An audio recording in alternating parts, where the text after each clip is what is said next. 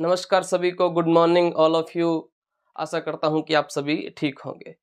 तो एक नई सुबह के साथ एक नया प्रश्न लेकर आपके सामने हाजिर हो गए हैं और आज का अपना बेहद ही शानदार प्रश्न जो है वो आपके सामने हाजिर है कि मारवाड़ का बीरबल किसे कहा जाता है। मारवाड़ का बीरबल किसे कहा जाता है, यानी कि जिस प्रकार से अकबर के नवरत्न में से एक बीरबल हुआ करता था, उसी प्रकार से मारवाड़ में वैसा का वैसा बंदा कौन सा था, ये आपको जो है इसका उत्तर जो है वो आपको बताना है। ऑप्शन नंबर ए के अंदर है अबुल फजल। ऑप्शन नंबर ए में आपके सामने दिखाई दे रहा है शब्द अबुल फजल। ऑप्शन नंबर बी में है बांकी दास, सी में है मोहनौत नैणसी, डी में है दुर्गादास राठौड़। आपको इसका सही उत्तर बताना है। सबसे पहले अगर हम अबुल फजल की बात करें तो अबुल फजल जो था ये अकबर के नवरत्न में से एक था। अकबर के नवरत्न में से एक था। नवरत्न में से एक कौन था? तो अकबर के नवरत्न में से एक जो था वो था अबुल फजल। इस अबुल फजल के द्वारा एक ग्रंथ लिखा गया था जिसका नाम था आइन ए अकबरी। आइन ए अकबरी लिखा गया था। आइन ए अकबरी के नाम से ग्रंथ जो था वो किसके द्वारा लिखा गया था? तो आइन ए अकबरी के नाम से ग्रंथ जो था ये अबुल फजल के द्वारा लिखा गया था, जिसको हम अकबरनामा भी कहते हैं। जिसको हम क्या कहते हैं? अकबरनामा कहते हैं। साहब अकबरनामा जो था ये अकबर की जो थी ये आत्मकथा थी। अकबर की आत्मकथा कौन सी थी? अकबरनामा। बांकीदास जी जो थे ये सन्यासी राजा मानसिंह के दरबारी कवि थे। मानसिंह है कौन से? राठौड़। मानसिंह राठौड़ के दरबारी थे। मानसिंह राठौड़ के दरबारी कवि कौन थे? तो मानसिंह राठौड़ के दरबारी कवि जो थे जिनका नाम था बांकी दास। इस बांकी दास के द्वारा एक ग्रंथ लिखा गया था जिसका नाम था बांकी दासरी ख्यात। इन्होंने कौन सा ग्रंथ लिखा था? बांकी दासरी ख्यात। और ये जो बांकी दासरी ख्यात है ये 1857 की क्रांति से संबंधित है। 1857 की क्रांति से संबंधित कौन सा ग्रंथ आता है? बांकी दासरी ख्यात आता है। इसके अलावा भी बांकी दास के द्वारा एक ग्रंथ लिखा गया था मान गुंज मंडन।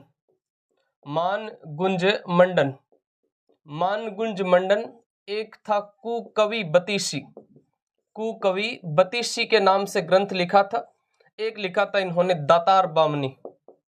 दातार बामनी।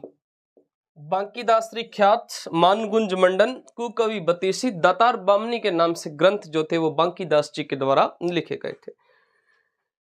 अगर हम मोहनौत नैणसी की बात करें तो मोहनौत नैणसी मारवाड़ के राजा जिनका नाम था जसवंत सिंह प्रथम।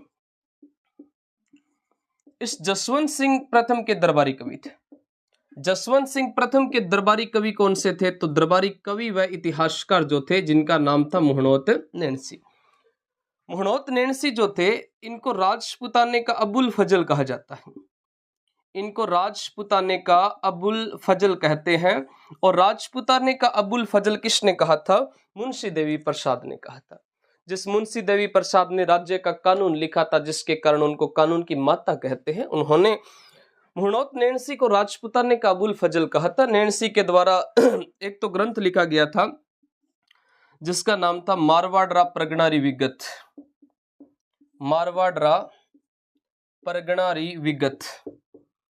मारवाड़ प्रगणारी विगत ग्रंथ लिखा था। और एक इन्होंने ग्रंथ लिखा था नैणसीरी ख्यात।